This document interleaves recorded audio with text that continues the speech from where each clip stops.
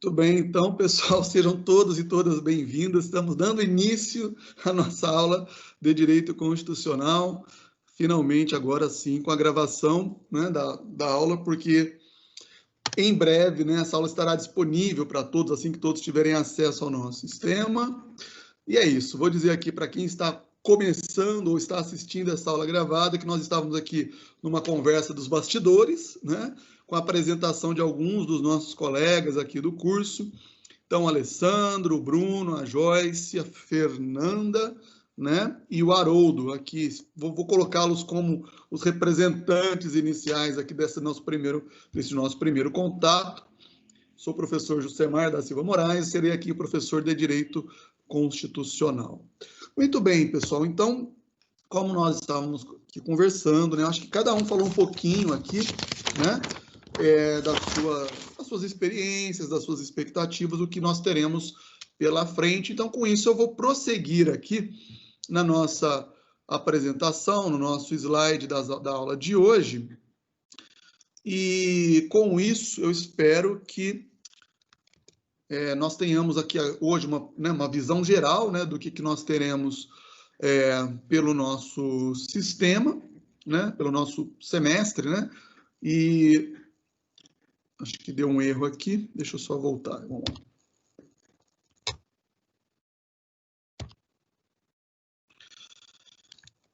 E como eu estava dizendo, então a ideia hoje é que nós comecemos, né, a ter uma ideia geral, então, do que nós veremos por esse semestre na nossa disciplina de introdução ou teoria geral do direito constitucional. Então, aqui eu já fiz uma rápida apresentação do professor, né? Quem sou eu? Depois vocês podem pesquisar aí melhor, com mais calma. Enfim. E na apresentação da nossa disciplina, já que vocês se apresentaram, eu também, agora já temos aqui um pouco ambientado, né, o que nós teremos pela frente. Resumidamente, né, vocês verão que ao longo de todo esse semestre, que está começando agora, nós teremos 4 unidades, né, na nossa disciplina de Teoria Geral do Direito Constitucional. Nós vamos trabalhar na unidade 1 com esse primeiro tema, Constituição e Hermenêutica, a unidade 2, que fala dessa eficácia, aplicação e organização do Estado. Na unidade 3, vamos tratar dos direitos e garantias fundamentais. E na unidade 4, direitos, partidos políticos e nacionalidade. Tá certo? Todos esses temas, eles também estarão disponíveis para vocês, né? Deixa eu ver se eu consigo projetar aqui.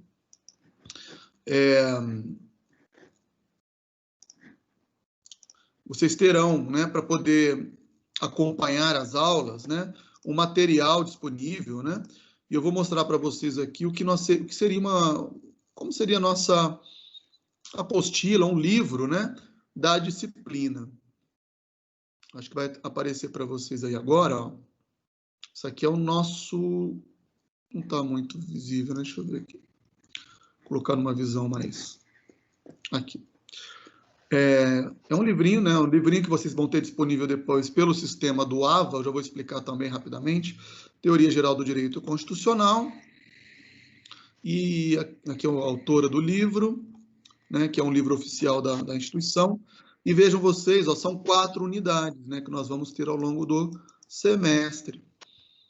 Eu acabei de falar para vocês, a Constituição e Hermenêutica, eficácia e aplicação do direito constitucional.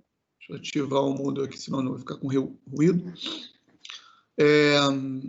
Direitos e garantias fundamentais e por aí vai. Né? Esse é o livrinho que nós teremos aí, vocês vão ter acesso a ele depois. Tá certo? O que mais aqui que eu gostaria já de começar falando com os senhores? É o seguinte. Toda hora está dando erro aqui nesse PowerPoint.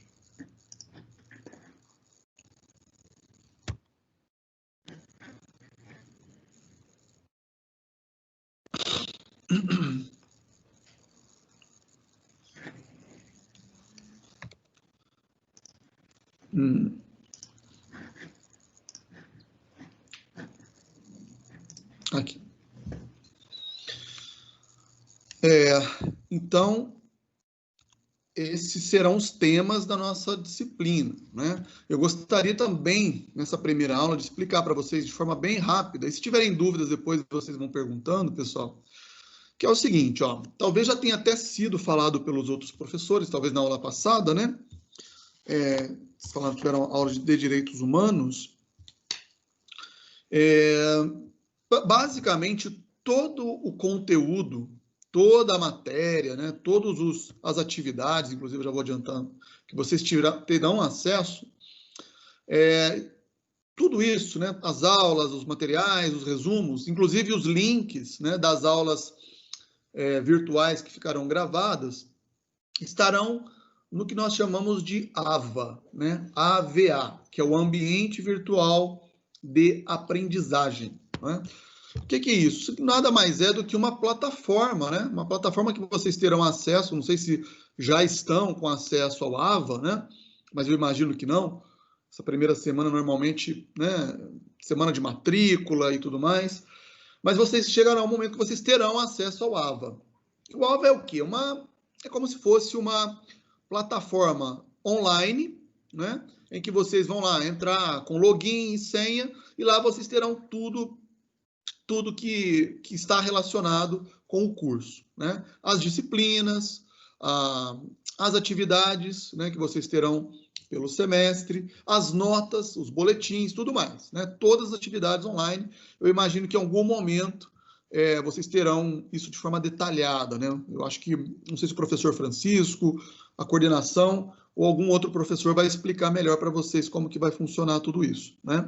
No nosso caso aqui, da nossa disciplina de teoria geral do direito constitucional, vai chegar um momento que vocês vão acessar lá, vai ter uma aba, né, vai ter um campo específico lá, em que vocês vão acessar e estará lá disponível os resumos das aulas, os exercícios, atividades e, em breve, as avaliações, né? Inclusive, como estou dizendo, essa aula aqui.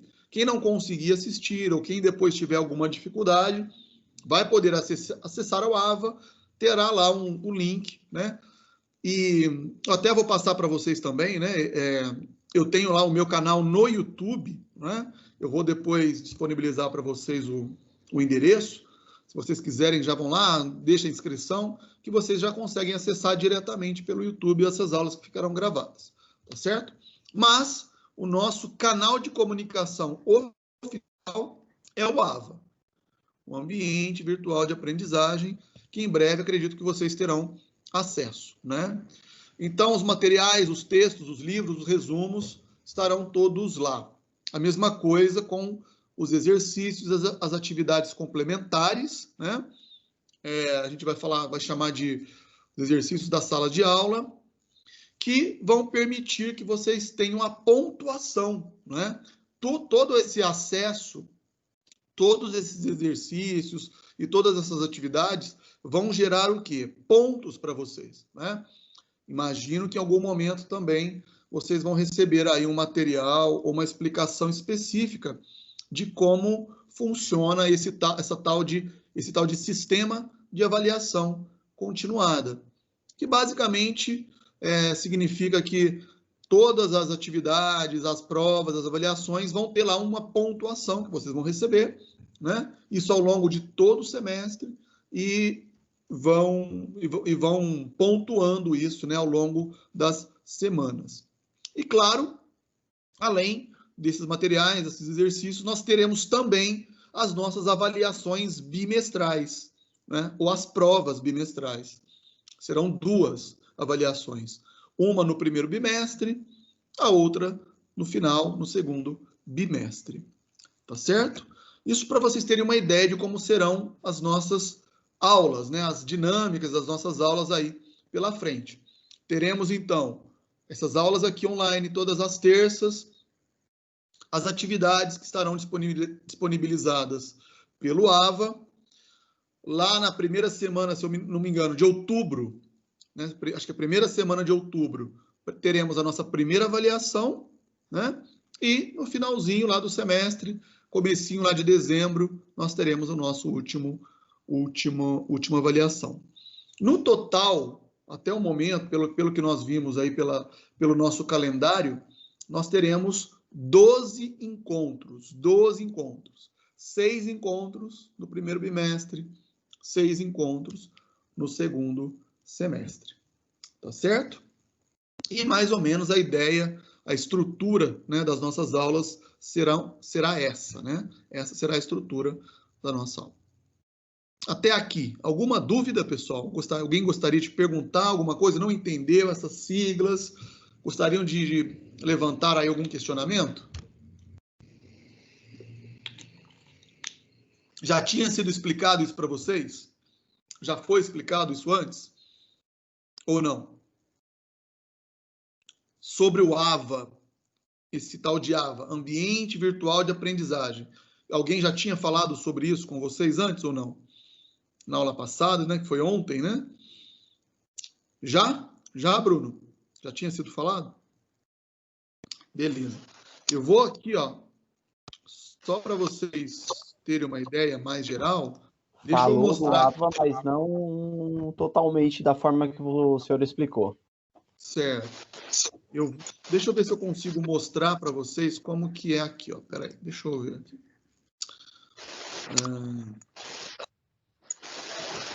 Ele está aberto. Tem que logar aqui.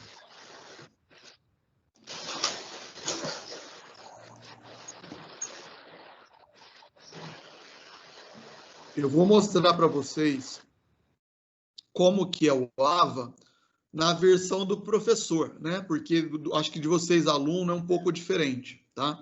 Mas já dá para vocês terem uma ideia do que vem a ser isso. Aqui, ó. Acho que vocês estão vendo aqui a minha página compartilhada, né? Isso aqui é a internet, né? A minha aba da internet, que estou com o WhatsApp ligado.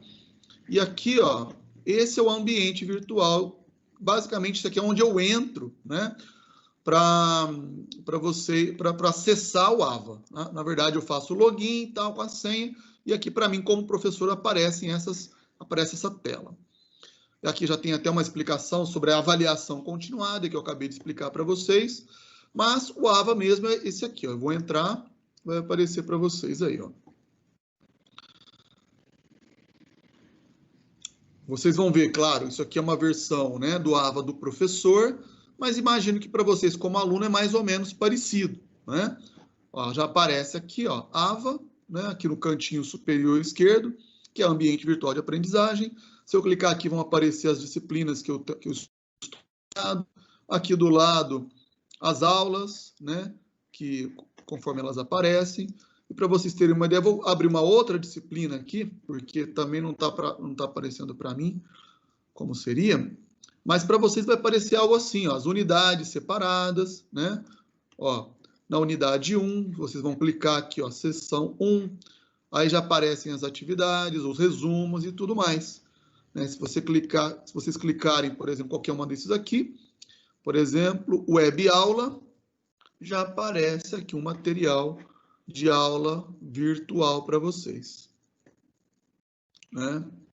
E é isso. É como eu disse, é um ambiente virtual, como se fosse mesmo uma plataforma online, né? Para vocês terem, então, acesso a todo o curso, a todas as atividades. Claro que no começo vai ser um pouco difícil, às vezes, para alguns, mas depois, com o tempo, vocês já terão uma noção bem clara, né, de como que funciona tudo isso, tá? Estou dizendo tudo isso, pessoal, porque é o seguinte, assim que vocês tiverem acesso, é muito importante vocês, toda semana, acessarem o AVA, né? Verificarem as atividades, fazerem as leituras, né? Lembrarem que vocês agora estão num curso superior, né? Curso superior de Direito. E tudo vai depender, né, de como vocês levarem esse curso.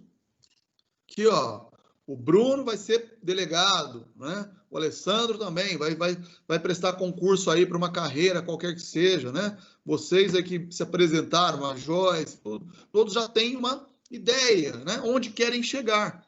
Agora, para vocês chegarem lá, né, vocês vão ter que ter esse compromisso, assistirem a aula, acessarem os materiais do AVA, fazerem os exercícios em dia, né? Cada passo desses que vocês derem é o que vai aproximar mais vocês dos objetivos, né, que vocês estão aqui buscando no nosso curso de Direito. E é claro, né, a intenção é que, para vocês também chegarem nesses objetivos, nesse sonho, nessa meta que vocês têm, o nosso compromisso qual é? Entender mesmo o que é o direito, né? Tudo bem, eu quero ser um delegado de polícia, eu quero ser um juiz, quero ser advogado, mas o que esses caras fazem? Né? O que um delegado precisa saber para ele ser um bom delegado? O que um advogado, quais assuntos, quais temas ele precisa dominar, né, para depois defender o seu cliente, convencer o juiz, né? Por exemplo, aí, o Alessandro, eu quero atuar na área criminal. Imagina o Alessandro, um advogado criminalista, né? Aparece para ele lá um cliente enrolado, complicado, está sendo acusado de homicídio porque estava trabalhando como vigilante, teve uma briga lá com um colega de trabalho, os dois armados, né? Uma situação do dia a dia. Dois caras ali profissionais, não são criminosos, mas num desentendimento lá, um perde a cabeça, pega a arma, pau, né? Mata o seu colega de trabalho. E aí? Precisa do advogado, né? Precisa do advogado criminalista, tem que ir lá levar tem que defender esse cliente. Como que foi essa situação? Foi uma legítima defesa? Não foi? E são situações assim, né? Qual que é o conhecimento que vocês precisam de ter como profissionais do direito, né? Para poder bem representar um cliente ou para bem representar o Estado. Esse é o nosso compromisso aqui também, né? E por isso estou dizendo, as nossas aulas serão sempre focadas, né, em trazer um conhecimento relacionado ao direito, muitas vezes focado também na prática que nós teremos no nosso dia a dia, e serão esses os nossos compromissos aqui. Eu como professor, vocês como os alunos, futuros profissionais do direito, né? Acessarem o AVA, acessarem os materiais, e é assim que nós vamos alcançar aí os nossos objetivos, metas, os nossos sonhos aí daqui 5 anos, né? Daqui 5 aninhos, passa voando, vocês vão ver, né? 5 anos não são 5 dias, mas quando vocês estiverem lá recebendo o diploma de bacharel em Direito, vocês vão falar, olha, nossa, bem que o professor Jusemar falou, ó, 5 anos atrás, a gente estava na quarentena, aquela pandemia, aquele negócio louco, maluco, mas passou e agora estamos aqui nos tornando finalmente bacharéis em Direito. Estou prevendo o futuro de vocês, hein? E eu quero estar lá presente, espero poder estar presente. Mas vamos lá. Vamos falar um pouquinho hoje sobre o nosso tema, sobre a nossa disciplina. Daqui a pouquinho eu já vou fazer um intervalo para a gente não ficar muito cansativo, mas vamos pelo menos começar hoje a arranhar, né? Vamos começar a arranhar os assuntos que nós teremos aí pela frente, para vocês entenderem o que vem a ser esse direito constitucional, né? Só um detalhezinho aqui, antes de eu começar a falar do nosso tema aqui, rapidinho. Só vou voltar um pouquinho aqui, só esclarecer um detalhe, pessoal. Como essa segunda aula de vocês, eu quero que vocês tenham uma visão geral, assim, uma imagem, né, geral do que é o direito. Quero que vocês imaginem uma árvore. Uma árvore. Imagine que o direito é uma árvore, né? Tem um tronco, tem os galhos, né? Tem as folhagens. Se for uma árvore frutífera, né? Como eu sou mineiro, lá tem muita jabuticabeira, né? Os frutos da jabuticabeira, elas dão nos galhos, não nas folhas, né? As flores da jabuticabeira, elas nascem no tronco, nos galhos. Mas, enfim, imagine uma árvore. E o direito é uma árvore. Quando vocês olham para a árvore do direito, na verdade, vocês estão enxergando um sistema, né? Que é outra visão que nós podemos ter do direito. Ele é um sistema. Só que essa árvore, ou esse sistema, ele tem vários ramos que formam toda aquela árvore. E cada ramo é um assunto. Então, olha só, a Joyce aqui trabalha no RH, não é, Joyce? Lá no RH, muito provavelmente, você deve lidar muito com direito trabalhista, não é? Ou contratos, né? Que eu até falei para você, olha, isso é um ramo privado, porque ele lida mais com questões particulares da empresa, do indivíduo, do empregado. O direito trabalhista é um desses ramos do direito, né? Que está lá, destacado numa determinada área. Então, em breve, vocês terão aulas de direito trabalhista, especificamente sobre o direito trabalhista, né? O Bruno, o Alessandro aí falaram, olha, eu tenho interesse na área penal, na área criminal, porque eu quero prestar concurso e tal, para a área policial. Vejam, é outro ramo. Então, naquela árvore tem um outro galho que vai para o outro lado, né? Que já lida mais com o campo do direito público, do crime, né? De um fenômeno do crime que interessa mais o Estado, né? Porque quem pode punir um cidadão que cometeu um crime? Quem que pode investigar um crime cometido por um cidadão qualquer? É o Estado, por meio dos seus órgãos, como a polícia, o Ministério Público, o Judiciário. O Haroldo, que foi, né, outro nosso colega aqui que se apresentou aqui também anteriormente, né, falou que cursou por um período a administração, não foi? Administração, né? E nós temos um outro ramo também dentro do direito, que é o direito administrativo. O direito administrativo, ele explica, por exemplo, as instituições ligadas ao campo da administração pública, os órgãos públicos, os órgãos, inclusive, políticos, como o município, a prefeitura, né? O Estado, o âmbito da federação, da União Federal, né? Os setores públicos da administração, mas também a administração privada, das empresas, né? Sociedades empresariais e por aí vai. Né? Tudo que está ligado com esse campo da administração. Então, nessa árvore gigante aí do sistema jurídico, nós vamos ter lá um ramo do direito administrativo. E assim vários ramos. Direito civil, direito comercial, né? Nós estaremos, olha só para vocês, terem enxergar bem aqui essa minha visão. Para nós chegarmos nesses ramos, nós temos o tronco da árvore e as raízes dessa árvore, né? Se não tiver uma raiz forte, nós não temos uma árvore forte, não é verdade? Se nós não tivermos uma raiz bem aprofundada na terra, fincada na terra, nenhum desses ramos vai aparecer, o direito não vai crescer. E eu vou dizer para vocês, olha, esse ramo, esse tronco que forma toda a árvore é o direito constitucional.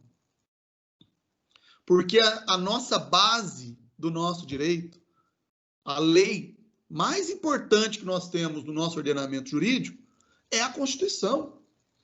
Eu estou sem um exemplar da Constituição, mas eu tenho aqui um livro de direito constitucional, que depois eu vou indicar para vocês também, os autores, né?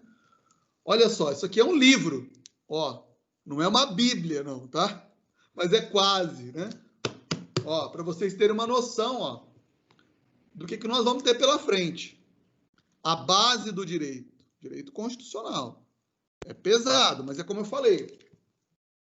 A gente tem que ter uma raiz forte para ter uma árvore bem construída. E a base é essa, é a nossa Constituição. Tenho certeza que todos aqui já ouviram falar da Constituição, né? Agora, o que é isso? O que vem a ser a Constituição? Do que ela trata? Qual é o assunto que ela trata, né? Então, eu queria dar esse panorama geral para vocês entenderem que ao longo do curso, né, nesse primeiro semestre, no segundo semestre, vocês vão ter visões específicas das diferentes áreas do direito. Mas não se esqueçam, tá? Eu vou depois, inclusive, cobrar isso de vocês, porque com certeza eu vou ser professor depois em outros semestres, mas eu sempre vou dizer para vocês, olha, a nossa base é a Constituição, sempre. Se eu quero ir para o ramo criminal, eu tenho que conhecer a Constituição. Se eu vou para a administração, para o campo da administração, tenho que conhecer a Constituição. Mesmo que seja para a área privada, os interesses individuais, liberdades, né? Nós temos que conhecer a nossa Constituição. E hoje em dia, quando a gente liga a TV, né, o noticiário, a gente ouve aí quase sempre, quase toda semana, né, os grandes problemas que nós temos no âmbito da República Federativa do Brasil, né? Nós temos lá o presidente da República, ele tem lá, né, os seus problemas com o Congresso, o Congresso tem os seus problemas com o presidente da República, o presidente da República e o Congresso têm problemas e têm grandes conflitos com os estados, com os municípios, né? O que significa isso? Por que a gente tem tantos conflitos no campo político, no campo da administração pública? O que a Constituição diz sobre isso? Né? E vez ou outra a gente ouve, né, alguém falando, tem que mudar a Constituição, temos que mudar o sistema, porque o problema é o sistema, né? Temos que fazer uma reforma política, reforma administrativa, reforma tributária. Tudo isso passa por onde? Pela Constituição, né?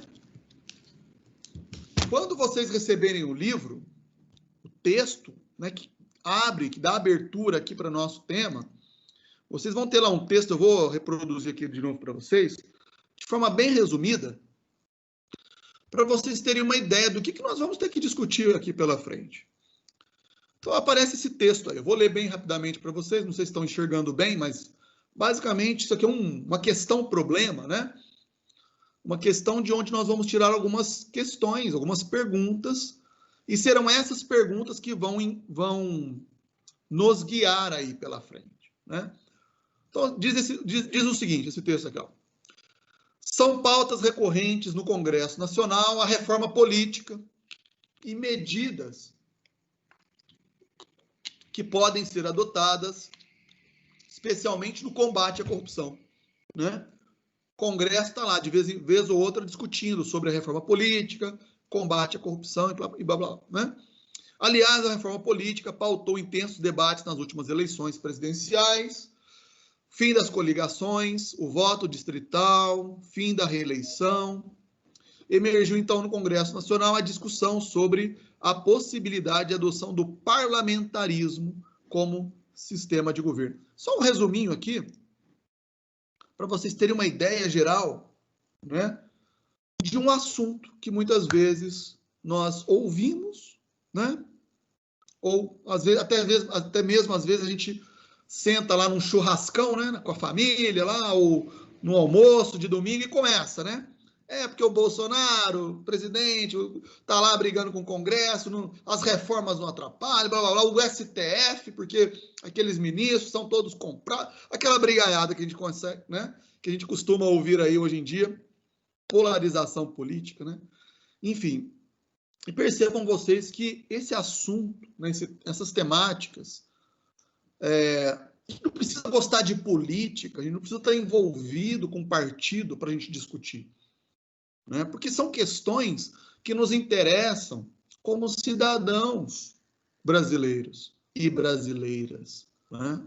Porque quando se mexe um pauzinho lá no Congresso, quem sofre com essas mudanças somos nós aqui embaixo, somos nós, o povão mesmo.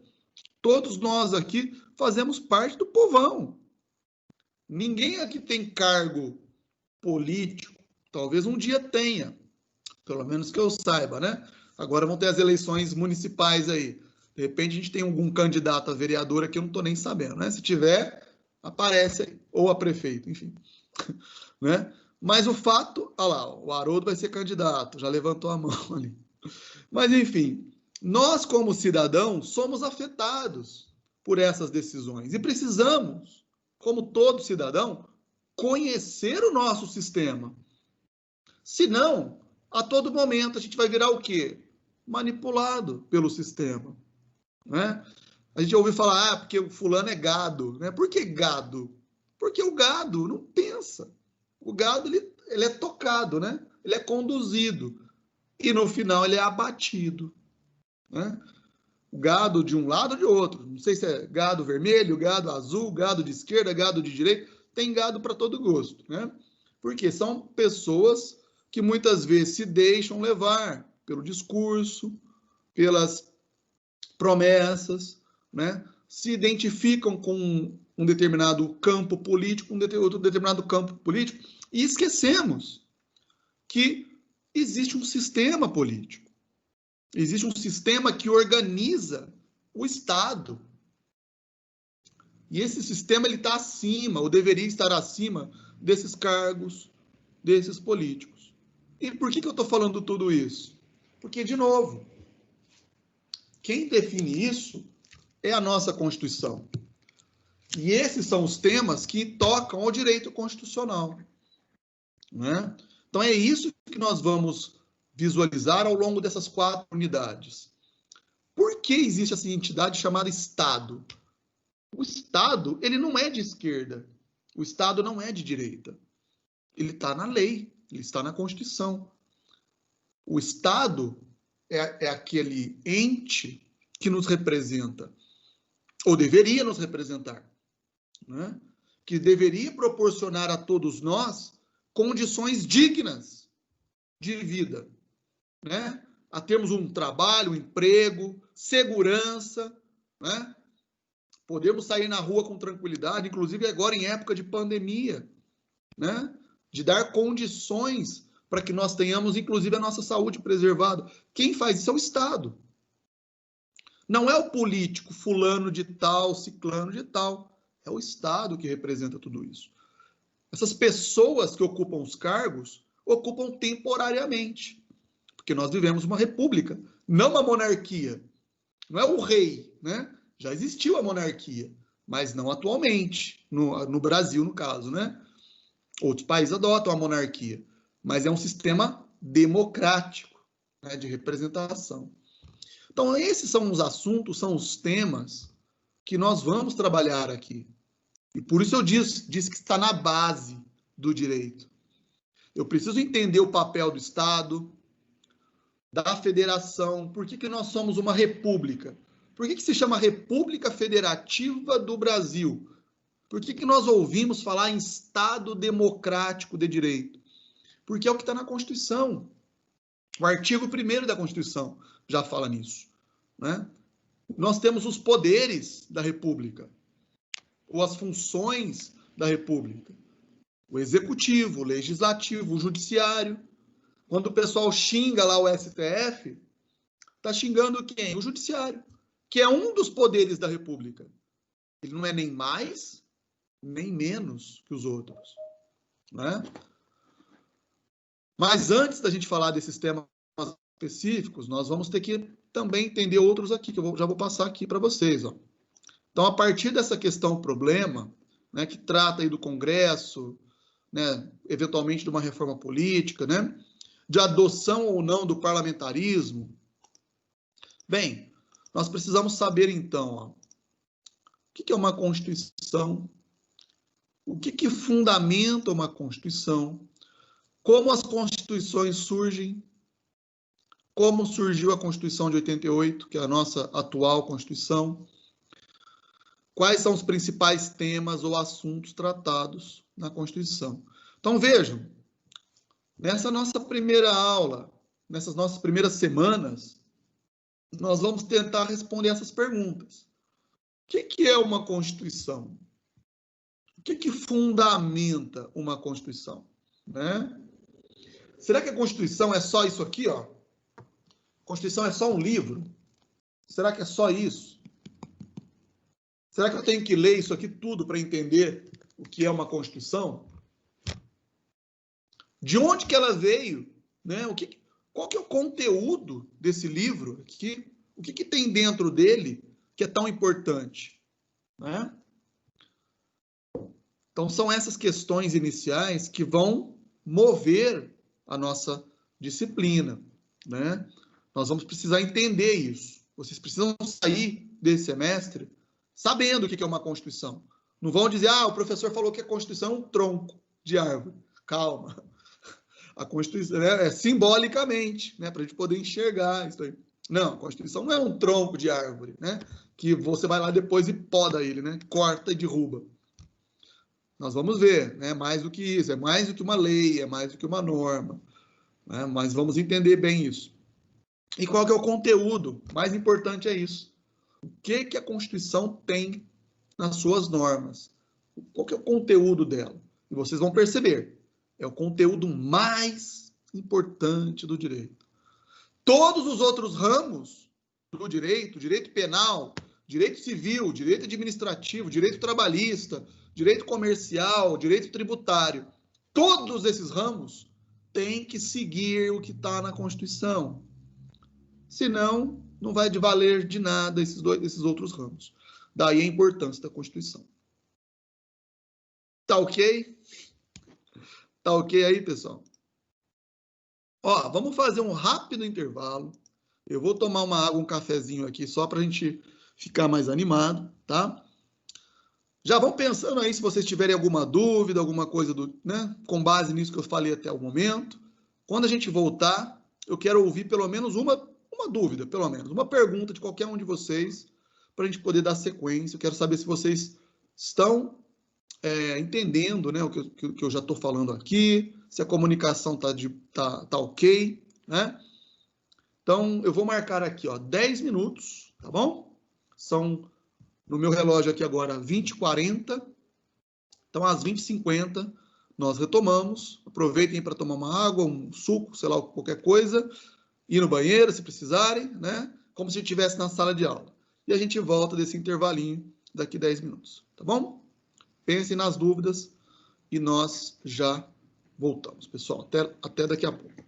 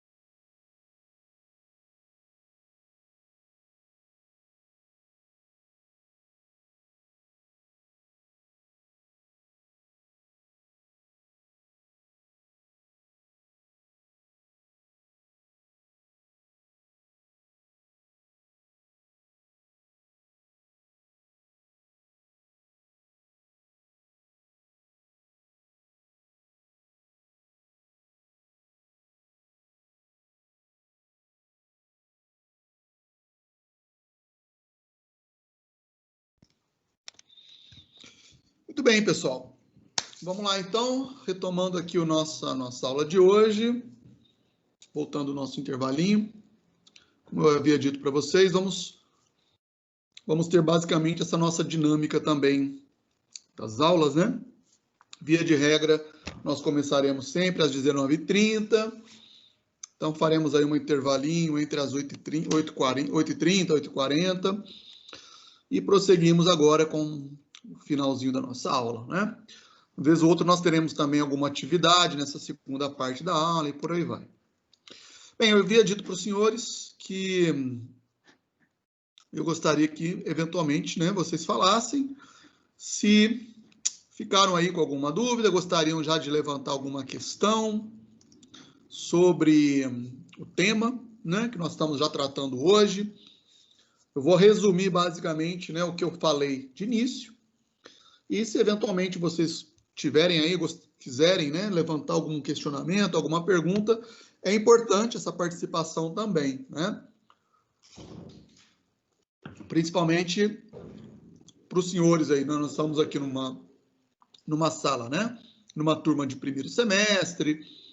Eu sei que alguns já têm, às vezes, um pouco mais de conhecimento que outros, né? E, às vezes, uma dúvida de um de vocês aqui pode ser uma dúvida, né, que represente também uma dúvida de outros colegas. Então, é importante essa participação, é importante que vocês falem também, né? Tragam aí alguma habilidade. Eu vou dizer para vocês uma coisa.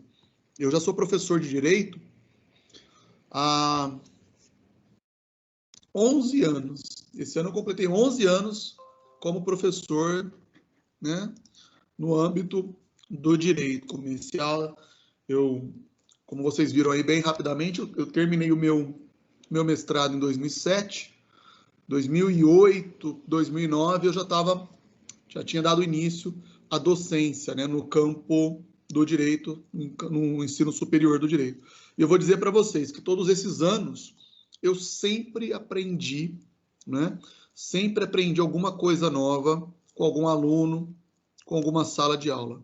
E por isso que eu sou e sempre fui muito fascinado pelo direito, porque a gente aprende muito, a gente cresce muito junto. Então é importante vocês falarem, vocês participarem também da nossa aula, tá bom? Então vamos lá, quem pode participar, fazer uma pergunta, alguma coisa assim, sobre o tema que nós tratamos anteriormente, né? Só, lembro, como eu disse, resumindo, basicamente, nós estamos aqui iniciando o nosso estudo sobre direito constitucional. Vocês já sabem que o direito constitucional é um dos ramos do direito, porém, é a base, né? A base do ordenamento jurídico. Depois eu vou mudar um pouquinho essa concepção. Tem alguns autores que identificam o sistema jurídico como se fosse uma pirâmide, né? E aí, nessa pirâmide, né? Pirâmide, nós chamamos de pirâmide Kelsen, ao invés de enxergar o direito constitucional como a base, ele está no topo, né? É uma outra visão também. Ele está no topo do ordenamento, é como se fosse uma casa, uma pirâmide, né? E no topo daquela casa, ou daquela construção, tem o telhado, né? Que cobre todos os demais, toda a estrutura daquele sistema. Mas é isso. Vocês precisam entender que o direito constitucional é o principal,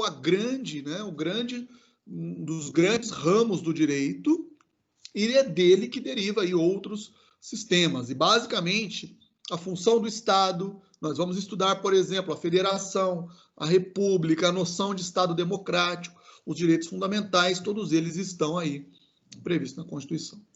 Então, Haroldo, você que parece que levantou a mão aí, faça a sua pergunta, a sua dúvida, vamos começar a partir daí. Professor, não é bem uma dúvida, é mais explanar, eu queria que o professor explicasse, se possível, com relação a... Eu não entendo bem o que está acontecendo com o Supremo. E eu queria que o professor passasse uma ideia para nós aí, para quem tem dúvida, das ações do Supremo. Onde o Supremo quer chegar com as atitudes que vêm sendo tomadas pelo Supremo. Isso, muitas pessoas falam, é anticonstitucional, não é?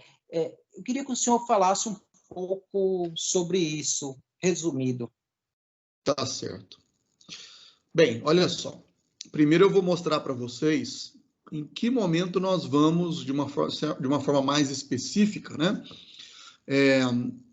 estudarmos sobre os poderes, né, da República, e dentre eles, obviamente, o Judiciário, né, sendo que o Supremo Tribunal Federal é o maior órgão, né, o principal órgão da hierarquia do Judiciário. Então, aqui, vou voltar aqui para o nosso livro, que vocês vão ter o livro em breve, né? Nós estamos aqui, na unidade 1, né? Ainda nós estamos nessa... Vamos começar aqui pela primeira unidade. Deixa eu só tentar destacar aqui. Acho que não vai dar muito certo, mas, enfim. E aqui nessa primeira unidade nós vamos estudar a parte teórica da Constituição, como eu estou falando aqui. E depois, de uma maneira mais específica, nós vamos falar aqui, da organização do Estado.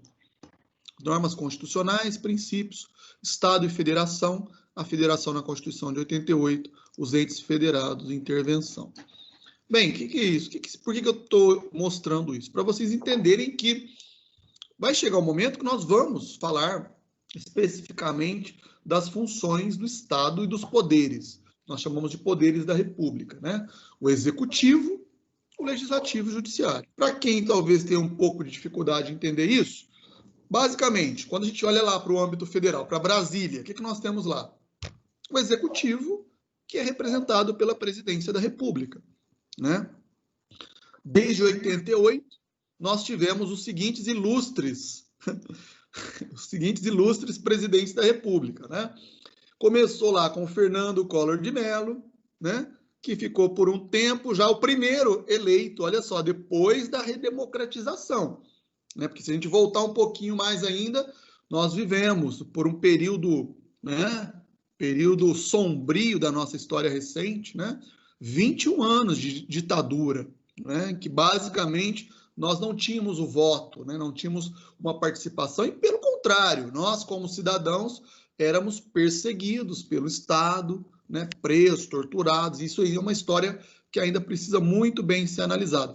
E o meu livro aí da minha tese, eu basicamente discuto um pouco sobre esse período, né? De ditadura e o retorno para a democracia. Mas nós tivemos o Collor, que acabou sofrendo impeachment, né? Ficou o Itamar Franco, que era o vice-presidente dele. Depois foi eleito o Fernando Henrique Cardoso, que ele era ministro, né, do Itamar Franco. Ele conseguiu ali se reeleger, ficou por 2 mandatos. Por incrível que pareça, não sei se vocês se lembram, aí os mais novos não vão se lembrar, né? Mas o Fernando Henrique foi eleito no primeiro turno, das duas candidaturas dele. Depois tivemos o nosso conhecido, né? Por alguns amado, por outros odiado, né? Luiz Inácio Lula da Silva, né? Por 2 mandatos. Na sequência, ele conseguiu reeleger, né, a sua sucessora, que foi a Dilma Rousseff, no segundo mandato, também sofreu impeachment. E aí, finalmente, nós tivemos o Jair Bolsonaro. Então, esses aí, né, são os presidentes da República que representaram o Executivo Federal. Depois nós temos o Legislativo, né, que lá em Brasília ele está representado por 2 casas legislativas, né, a Câmara dos Deputados e o Senado Federal, né? Ali o Rodrigo Maia, Davi Alcolumbre, aquela galera lá, né? É o grosso que a gente esquece, né? Os principais políticos do Brasil são os deputados e os senadores. A gente só foca no presidente da República, né? Pode ver aí pelas últimas medidas. Quem que tomou realmente as últimas medidas políticas? O Congresso, não foi o presidente. O presidente ele apresenta uma proposta. Quem vota e escolhe acaba sendo o Congresso, né? E ali tem de tudo, né? Deputado que representa os empresários, que representa é aquela bagunça lá que todo mundo conhece, né? Dos deputados, né? Cada um representa um tipo de interesse, né? A verdade é essa. Cada um representa um tipo de interesse. Até o interesse dos comediantes, dos palhaços, como foi quando foi eleito lá o Tiririca, né? Todo mundo se lembra do Tiririca, né? Esses representantes folclóricos, apesar que o Tiririca foi um parlamentar até razoavelmente sério, né? Não faltava e tal. Mas enfim. E aí, finalmente, para chegar na sua pergunta, Haroldo, nós temos o STF. O STF, ele está no topo do judiciário, né? É o principal órgão do Poder Judiciário. Ele é formado por 11 ministros.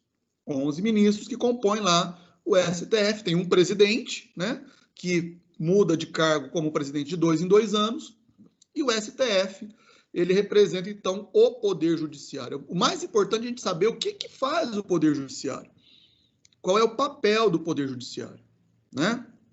Nós vamos analisar, como eu disse, isso com mais tranquilidade depois. Mas já de cara, é importante entender que o STF, o judiciário, um juiz, um desembargador num tribunal, ele não atua sozinho. Ele não atua porque ele quer.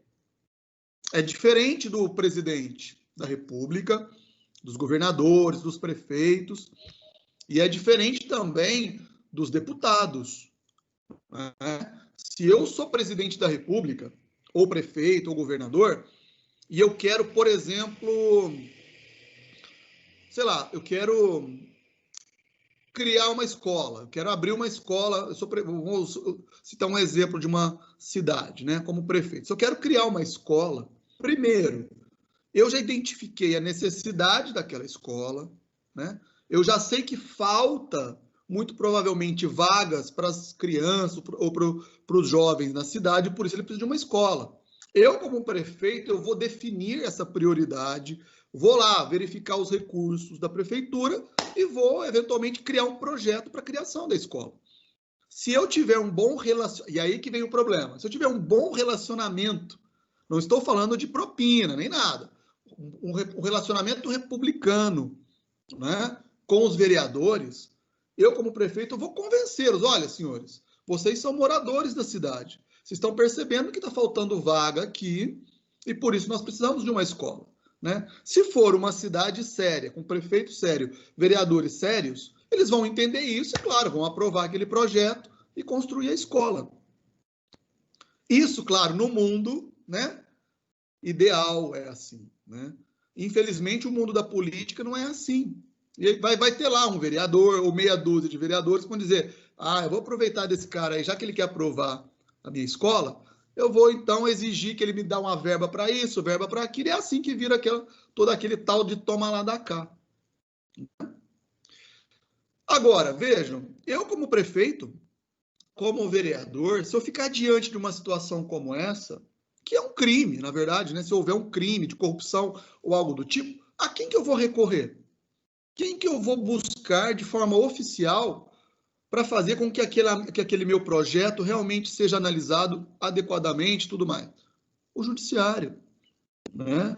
Então, quando a gente transporta isso lá para o âmbito federal, é esse o papel do STF.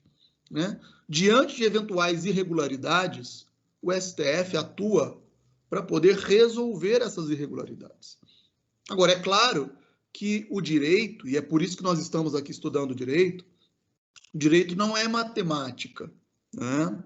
Não existe só uma visão sobre o que é justo, o que é injusto, o que é legal, o que é ilegal.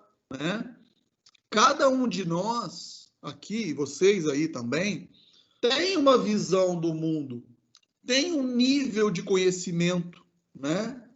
Quanto vocês estudaram, quanto vocês conhecem do direito, é a mesma coisa. Conforme o nível de conhecimento, nível de experiência, nós passamos a ter uma visão diferente de mundo. E lá no STF, são 11 ministros. Cada um vai ter uma visão do que é justo, do que não é, blá, blá, blá. E por isso, muitas vezes, surgem aqueles conflitos, inclusive envolvendo questões políticas. Né? Mas a gente tem que entender que é um sistema. Tudo isso é um sistema. Né? Os nossos poderes são assim. Ó. Vou mostrar para vocês aqui. Ó. Não tem um quadro, né? Mas eu vou mais ou menos simbolizar aqui, ó, numa folha. Legislativo, executivo e judiciário.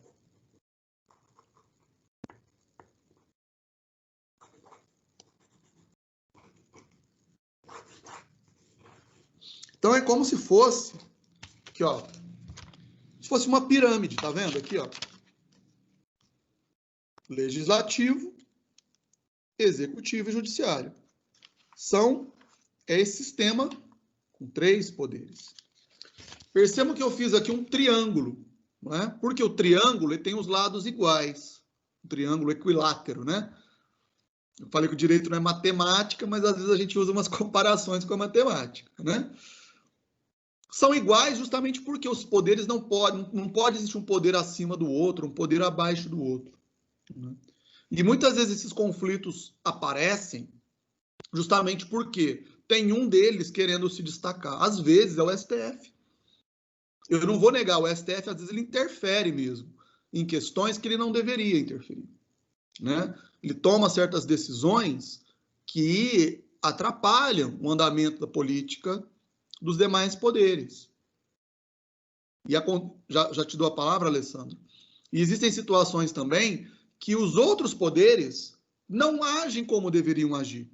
Né? Ou se omitem, ou abusam dos seus direitos, dos seus poderes. E nós veremos mais à frente. esse triângulo ele tem que estar funcionando de forma harmônica, redondinha, né? Para que um fiscalize o outro. Essa seria a ideia. Esse seria o mundo ideal. Mas a gente sabe, na prática, nem sempre é assim. Fala, Alessandro. Tá mudo. Acho que é por causa do seu... O STF é um dos poderes, o principal dos poderes. Um dos poderes. Os 3 poderes. Um dos poderes. Um dos poderes. Um dos E poderes. qual desses 3 ele é? Executivo? Judiciário. Judiciário. Ele está no topo do judiciário. Da mesma forma que nós temos um juiz aqui, né, numa comarca qualquer, um juiz. O juiz é parte do judiciário, só que nós chamamos de primeira instância, né? Depois vem os tribunais, na segunda instância, o STJ e o STF. Isso aí nós vamos ver depois com calma, fiquem tranquilos, né? Mas, basicamente, a gente tem 3 instâncias, né? Primeira instância, o juiz aqui, ó. Um juiz de Taboão da Serra, por exemplo, é um juiz que atua na primeira instância, né? Acima dele, não acima, né? Mas com uma outra função tem o tribunal. Nós temos o Tribunal de São Paulo, né? A sede fica ali, para quem conhece, por exemplo, ali na Praça da Sé, né? Aquela região ali onde tá o tribunal, próximo tribunal, Palácio da Justiça em São Paulo, né? E temos os 2 tribunais superiores, que é o STJ, Superior Tribunal de Justiça, e o Supremo Tribunal Federal, todos eles sediados em Brasília, mas representam o judiciário, né? Depois a gente vai, como eu disse, veremos isso com calma. Mas é importante a sua pergunta, porque ele é um dos poderes, não é o mais importante. É claro que cada um tem a sua função, né? Teve uma época atrás aí que teve um candidato, se eu não me engano foi o Ciro Gomes, que falou assim, porque cada poder teria que voltar para a sua caixinha, né? Por quê? Ele não está errado. Cada poder tem a sua função, né? É como, sei lá, é como uma empresa, né? Vamos pensar assim, um exemplo mais tosco. Uma empresa. Cada um tem a sua função. Da diretoria, né? Até o cargo lá, o cargo mais, vamos dizer assim, o cargo mais comum ali, né? Porque também não, você poderia, mas um profissional que faz lá a faxina da empresa, ele é menos importante que o diretor da empresa? Não é menos importante, não é, porque ele tem a sua função, ele é importante dentro da função dele. Vai tirar a faxina para ver como é que vai ficar a empresa, não é? Agora, cada um tem a sua função, cada um tem que saber a sua caixinha, como que você se encaixa na sua caixinha, né? Porque se um começar a querer dar palpite na função do outro, aí não funciona. Esse é o grande problema, que por vezes a gente vivencia, né? E aí vem a pergunta, onde estão definidas as funções de cada poder? Onde? Você já sabe a resposta. Onde que estão definidas as funções de cada um desses poderes? Na Constituição? É isso, claro. É na Constituição, né? E daí a importância de nós conhecermos a Constituição. E é o que nós vamos fazer aqui agora, né? Nós teremos aqui pela frente, tá bom? Se alguém tiver mais alguma pergunta, pode depois fazer, mas vamos prosseguir, né? Vamos prosseguir aqui para a gente poder avançar e concluirmos, né, o assunto que nós temos para trabalhar hoje. Então, vejam, né, nós temos que entender o que é uma Constituição, o que fundamenta a Constituição e por aí vai, né? Mas antes da gente entender o que é uma Constituição, existe o que nós chamamos de constitucionalismo, tá? Por isso nós vamos falar aqui um conceito de constitucionalismo para a gente entender depois o que é uma Constituição, né? E é o seguinte, Antes de falar o que é o constitucionalismo, deixa eu explicar aqui para vocês o seguinte. Vou voltar aos slides. Vou cortar um pouquinho os slides. Quando eu falo de constitucionalismo, eu estou falando de um movimento ou uma ideologia, tá? Fiquem tranquilos com essa palavra ideologia, tá? Para quem ouve essa palavra e já fica lembrando dessas disputas políticas, né? Não precisa se preocupar muito com isso, porque ideologia, no sentido que eu estou falando aqui, nada mais é do que um conjunto de ideias. Então, constitucionalismo representa o quê? Um conjunto de ideias. Uma ideologia como se fosse um conjunto de ideias. E para vocês terem uma ideia, ideologia, né? Para vocês entenderem que ideologia é essa, olha, eu já falei basicamente aqui um pouco sobre isso, que é basicamente a ideia seguinte, olha, se eu considero que a Constituição é uma das leis mais importantes e ela deve ser conhecida e seguida, o que eu já estou passando para vocês aqui é que existe uma ideologia, né? Existe uma ideia, um conjunto de ideias que defende isso, que o direito ele tem como base a Constituição. Então, essa noção a gente tem que ter logo de cara. Isso é uma ideologia. Isso é importante entender isso.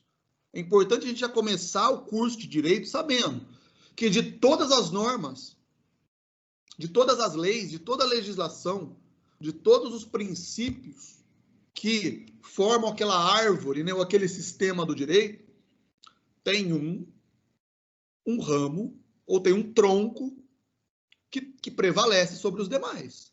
É a Constituição. E alguns autores vão usar a seguinte expressão. Vocês podem anotar aí que mais à frente a gente vai voltar nele. Supremacia da Constituição. Supremacia. Supremacia. Suprema. A Constituição ela é suprema. Por quê? Porque ela é superior a qualquer outra norma. E nós vamos ver isso mais à frente. Aí eu até vou voltar um pouquinho aqui na pergunta do Haroldo, né? Sobre a questão do STF.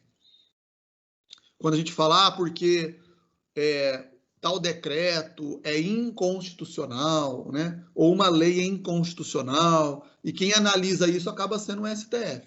Por quê? Porque o STF, como ele está no topo do Poder Judiciário, é ele que tem o poder de dizer se uma lei ela contraria ou não a Constituição.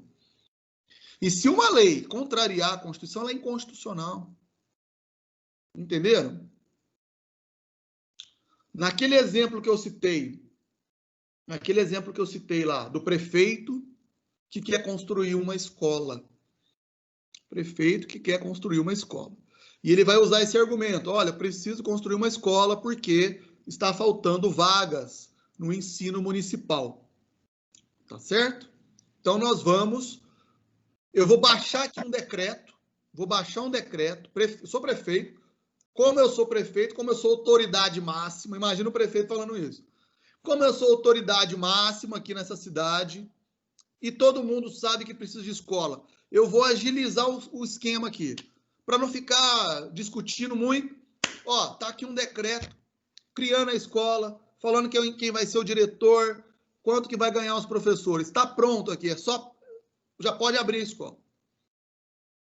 Olha, o prefeito pode estar muito bem intencionado, né? Pode ser que realmente precise de uma escola. Mas esse decreto, ele vai ser o quê? Inconstitucional. Porque toda lei, toda criação, eventualmente, de um determinado órgão, quem que aprova isso? Não é o prefeito, é o legislativo. E aí que eu falo, muitas vezes, um determinado político, autoridade pública, ele está muito bem intencionado, mas ele não conhece a lei, ou ele faz mau uso da lei. E aí a Constituição ela é suprema, ela cria uma hierarquia, ela cria uma ordem, né? para a gente poder seguir. Se essa ordem não for obedecida,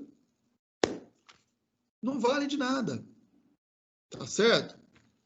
É nesse sentido que, muitas vezes, algumas decisões do STF podem ser polêmicas, mas a maioria delas está amparada na Constituição, porque quer preservar a Constituição acima de outros interesses, né? Isso, portanto, é uma ideologia. Agora, vamos lá. Vou voltar o slide aqui para vocês entenderem a importância disso que eu estou falando. Ó. Existe esse conceito, ó, do que vem a ser o constitucionalismo. A história do constitucionalismo não é senão a luta do homem político pela limitação do poder absoluto. Eu vou até destacar isso aqui. Limitação do poder absoluto. A luta do homem político pela limitação do poder absoluto. Então, resumidamente, a ideia que esse conjunto de ideias, né, esse constitucionalismo, ele quer passar é essa, né, de que existe um poder limitado. O Estado, ele não pode ter poderes ilimitados. Então, a história do constitucionalismo não é senão a luta do homem político. Quem que é o homem político? Todos nós. Homem, no sentido de ser humano. Homens e mulheres, claro. Né? Homens e mulheres político porque nós participamos da sociedade. A participação política não é só quem tem um cargo político. Olha só, deixa eu falar uma coisa para vocês, que talvez não estejam percebendo. Vocês estão aqui agora, neste exato momento, são 21 horas e 24 minutos, de uma terça-feira à noite, né? Terça-feira à noite, 21 horas. E os senhores e senhoras que estão aqui, alunos, né? Nós estamos agora em 15 colegas aqui, ó. Vocês podiam estar dormindo, assistindo futebol, assistindo novela, assistindo Netflix ou filme, qualquer coisa. O que vocês estão fazendo a essa hora da noite? Estão estudando, estão buscando conhecimento.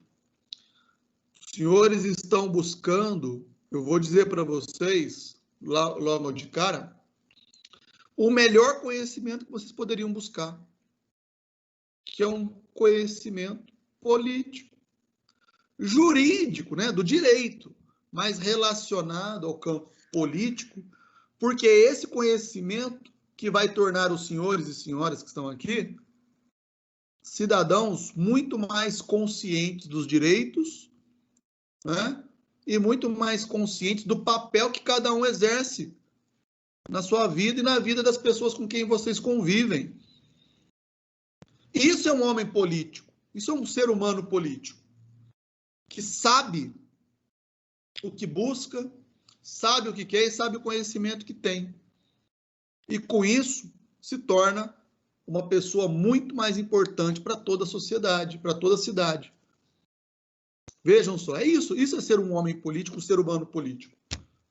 Com cargo ou sem cargo político. Porque a gente pode não ter um cargo político, mas nós votamos. É a gente que escolhe, né? Quem a gente vota lá na frente. E essa pessoa que é eleita representa nós. Vai nos representar depois. Né? Agora, essa representação do Estado, ó, ela é limitada. Ela não é ilimitada. Não existe poder absoluto. E aí eu volto na pergunta do Alessandro. Né? Perguntou aí, o STF é um ou ele é um dos? Né? Ele é o mais importante ou ele é um dos poderes mais importantes? Ele é um dos. Porque se ele fosse sozinho, Alessandro, ele teria poder absoluto. E poder absoluto é ditadura. Né? É um poder que vai fazer o quê? Ele vai restringir, oprimir todos os demais. E a gente sabe quando uma pessoa tem poder absoluto. Ela faz o que ela quiser. Né? No passado, lá atrás, nos séculos passados, E se a gente voltar não muito atrás, aqui no Brasil mesmo, 30 anos atrás, 35 anos atrás, o que era um ditador? O que era um rei? O que era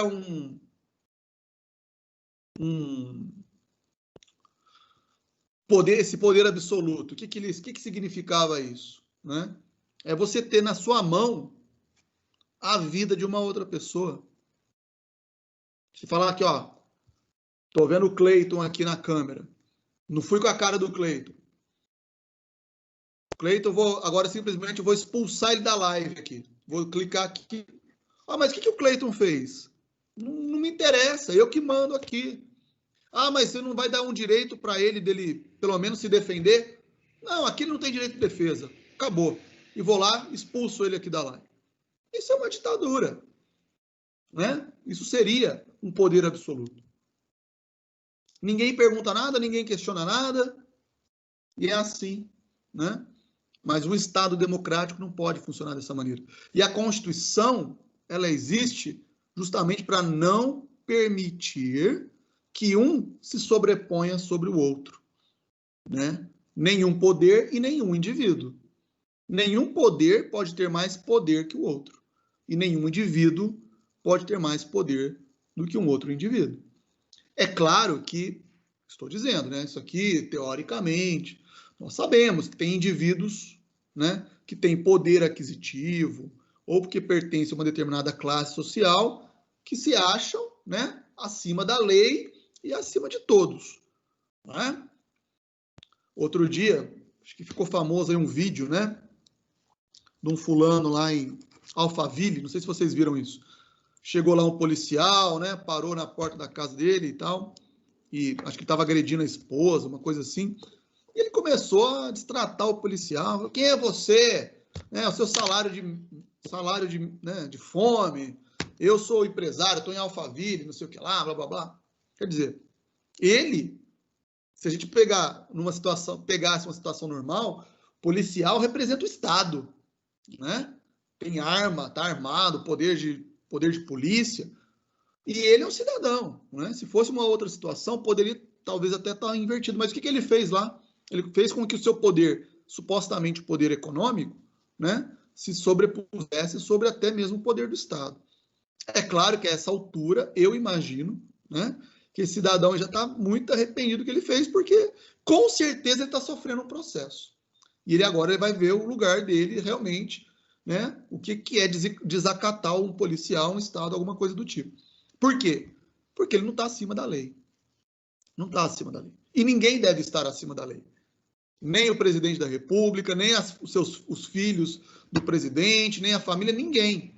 Como no passado também nós já vimos aí ex-presidente sendo preso, processado e por aí vai. Né? Por quê? Não se pode permitir poder absoluto. Né? A Constituição, ela busca justamente isso, e o constitucionalismo busca justamente isso, criar uma limitação para o poder. Em torno disso, relacionado com isso, essa frase é desse autor que vocês estão vendo aí, é um alemão, né, um constitucionalista alemão, Karl Loewenstein. Karl Loewenstein. Em torno disso, existem 3 ideias básicas. Eu vou explicar elas e, basicamente, nós vamos partir para o fim da aula de hoje, tá? Mas bem rapidamente. E aí, inclusive, talvez vou responder um pouquinho a pergunta também que tinha sido feita pelo Haroldo. Mas olha só, quando eu falar em Constituição ou em constitucionalismo, guardem isso, pessoal. Tem 3 ideias básicas que giram em torno disso. Separação de poderes, garantia de direitos e o princípio do governo limitado. Separação de poderes, garantia de direitos e o princípio do governo limitado.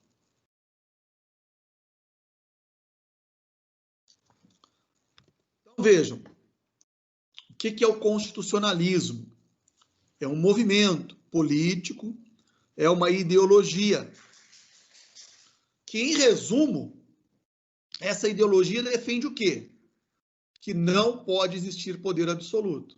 Agora eu estou falando com as minhas palavras. Né? para vocês entenderem. Constitucionalismo é um movimento político, ele já existiu, e existe. Se a gente for voltar na história, para quem gosta de história, né, vai identificar aí resquícios, né, desse movimento lá na Grécia Antiga, né, 400 anos antes de Cristo, sei lá, 5.000 anos antes de Cristo, depois na Idade Média, depois na Idade Moderna, e foi vindo pela história, foi se desenvolvendo ao longo da história, né? Vocês vão ter uma matéria que se chama Fundamentos Históricos do Direito. Muito provavelmente vocês vão passar por isso que eu estou falando aqui, né? A democracia, por exemplo, surgiu na Grécia, né? A ideia de alguns direitos já na Idade Média, depois isso vai se desenvolvendo até chegar nos dias atuais. E o desenvolvimento das normas foi justamente... Só um minutinho aqui, pessoal. Deixa eu só... Acho que o meu cachorro está querendo dar uma saidinha aqui para fazer um xixizinho. Peraí.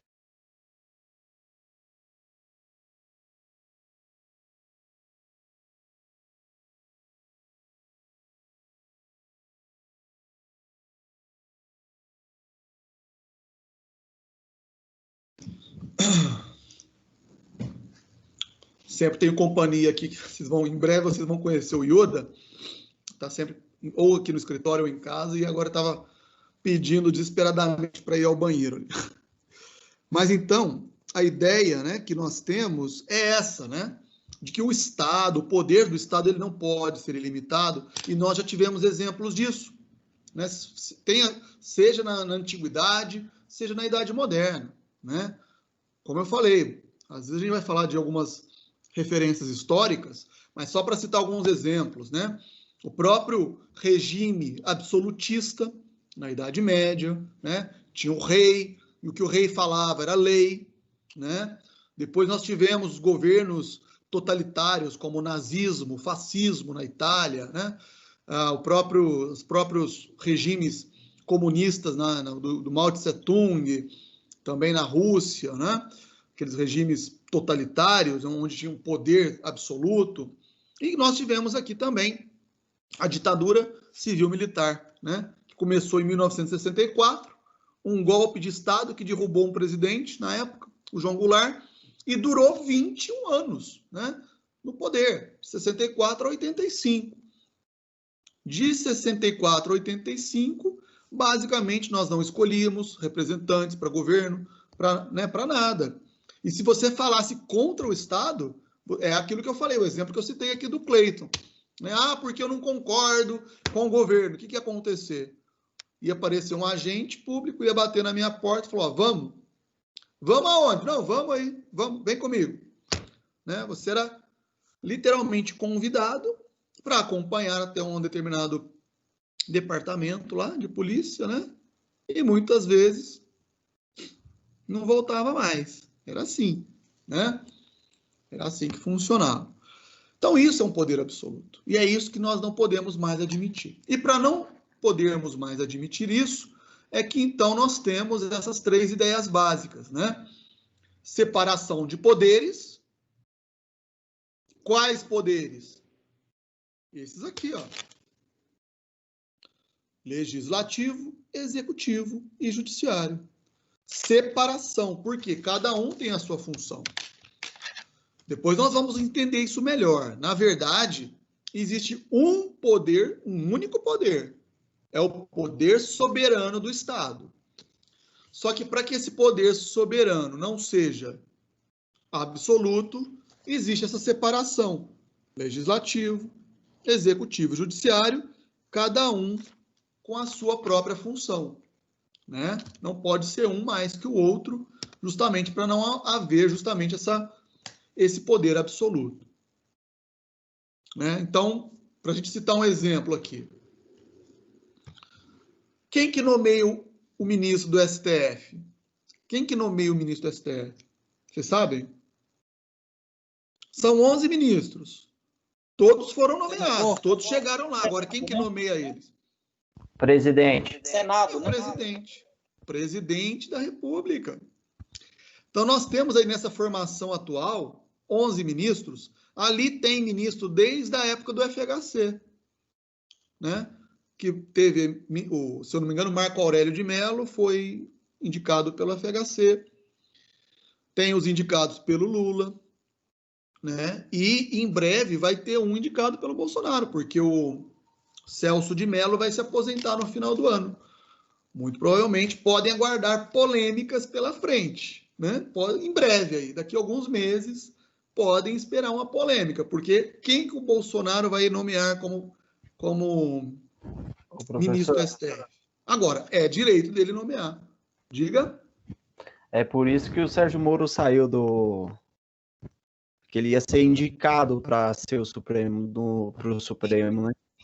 Em tese, né? Tinha essa conversa, parece que houve, né, essa promessa, né, de que ele fosse indicado. Agora brigou lá, os dois brigaram, né, separaram, enfim.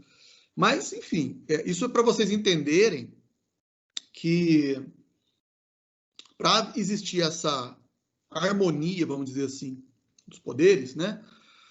Imaginem se os próprios juízes indicassem os ministros e não tivesse participação de ninguém, né? Aí sim, nós poderíamos ter em algum momento uma ditadura do judiciário, né? Quando a Constituição estabelece que é o presidente que indica o ministro, ela está dizendo o seguinte: olha, o executivo, né? Aqui, ó, o executivo que está aqui, ó, ele tem o direito de nomear esse daqui, uma parte do judiciário. Né? E, claro, formar ali uma espécie de uma escolha democrática, né? Porque, querendo ou não, as decisões que o STF em algum momento vai tomar são políticas. Mas é claro que depois que é nomeado, ele ganha uma certa independência também, né?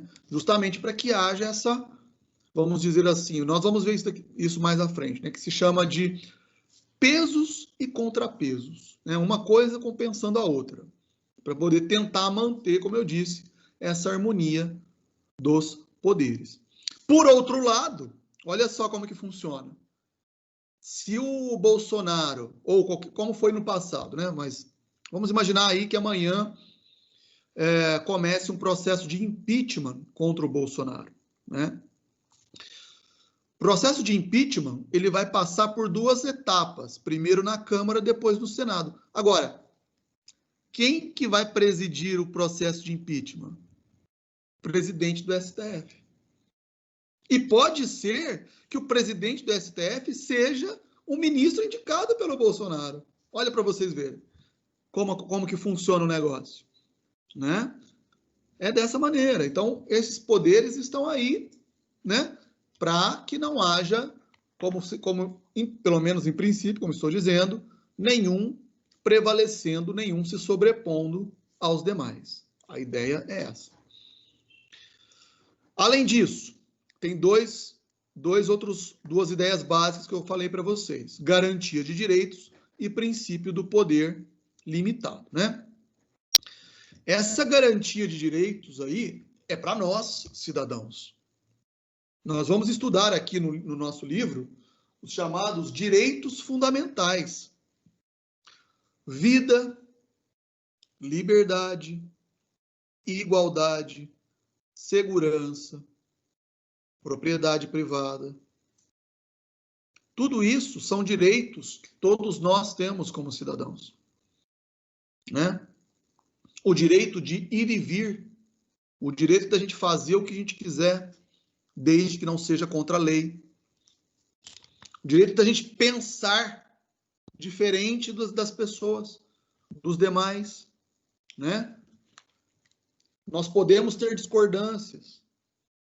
É saudável que a gente tenha discordâncias. E o que mais vocês vão precisar saber conviver no âmbito do direito é com discordâncias. Semana passada, eu estava quebrando pau com um advogado aqui, por exemplo. Por quê? Porque eu defendendo o interesse de um cliente, ele defendendo o outro, né? Então, cada um pensa de uma maneira, cada um tem um interesse para ser defendido. Só que eu respeito, a gente tem que ter um respeito mútuo, né, nessas divergências. E isso é uma democracia. Agora, se eu estou ali debatendo com uma pessoa, e essa pessoa vira para mim e fala, eu não concordo com o que você fala, e é melhor você calar a boca, senão eu vou encher você de porrada. Ué, vem que eu te dou outra, né? Não é assim que vai funcionar, né? Quer dizer, aí não tem diálogo, né? Não tem essa convivência harmônica, porque um indivíduo está querendo tirar o direito do outro. Que todos tenham os direitos iguais, né? E a mesma coisa o Estado. Ele não pode avançar sobre os nossos direitos, né? Eu não posso estar andando livremente pela rua, ou não posso estar no meu trabalho e, de repente, chegar a polícia ou uma autoridade qualquer e falar, você está preso. Mas preso por quê? Quem me mandou prender? Qual é o motivo? Qual a razão? Onde está o mandado? Né? São situações que, por vezes, acontecem, né? E que pode haver uma determinada violação de um direito, e por isso a Constituição está lá para garantir isso, né? Está lá para garantir essas liberdades, esses direitos, né? Isso também faz parte dessa ideologia do constitucionalismo, e nós vamos, mais à frente, nos aprofundar sobre isso, né? E, por fim, essa ideia de limitação, que eu já falei, de uma certa maneira, já, né, passei a ideia geral a respeito disso, né, do que vem a ser essa limitação, mas, para reforçar um pouco essa ideia, não adianta a Constituição só dizer isso, mas todos os poderes são iguais, nenhum é mais do que o outro. Agora, e se um poder, ou se um agente do Estado avançar sobre outro? A Constituição, o que ela oferece? Quais são as ferramentas, né, que ela oferece para poder fazer com que esses limites, né, não sejam desobedecidos? Nós vamos estudar, muito provavelmente mais, talvez não esse ano, mas mais para frente, nós vamos estudar, por exemplo, o chamado controle de constitucionalidade. Existem ações que nós podemos, por exemplo, entrar ou ingressar no judiciário para tentar fazer com que determinados abusos, né, sejam contidos ou sejam corrigidos. E a Constituição prevê isso. Tá certo? Vocês já devem ter ouvido falar, por exemplo, de um mandado de segurança. Já, mandado de segurança. Quem presta concurso, de vez em quando, ouve bastante falar sobre isso. Porque imagine, eu presto concurso. Tem uma vaga para ser preenchida naquele concurso. Eu passo nas provas, fico em primeiro lugar. E aí tá lá, beleza, né? Minha vida tá resolvida, agora é só esperar ser chamado para eu assumir a vaga. Estou em casa, passa um mês, 2 meses, 1 ano, eu não sou chamado para a vaga.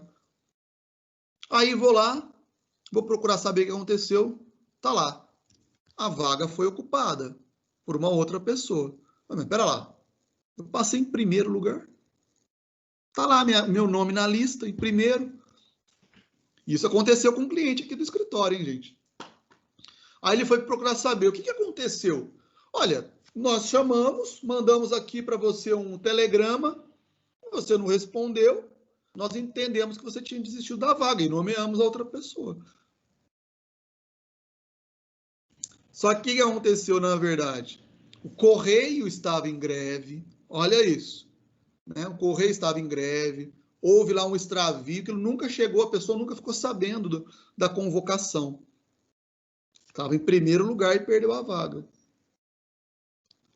Só entrando com uma medida judicial, né? Para se conseguir de novo a garantia naquele concurso, né?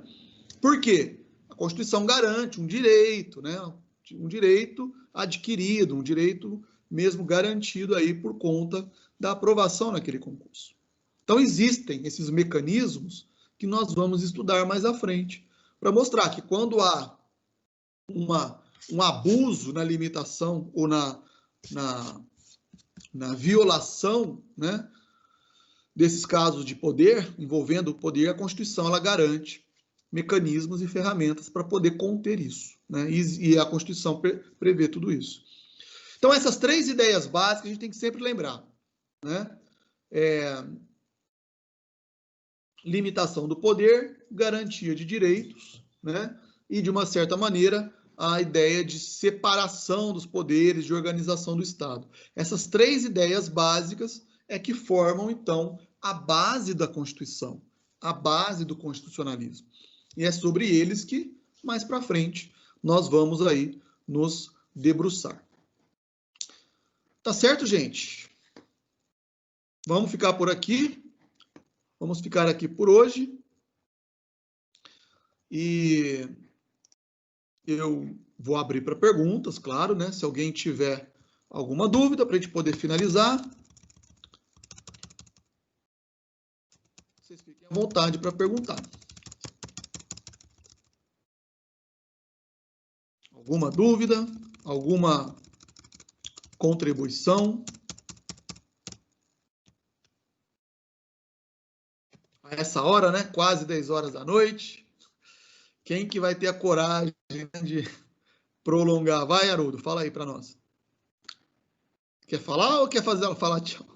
Pode falar.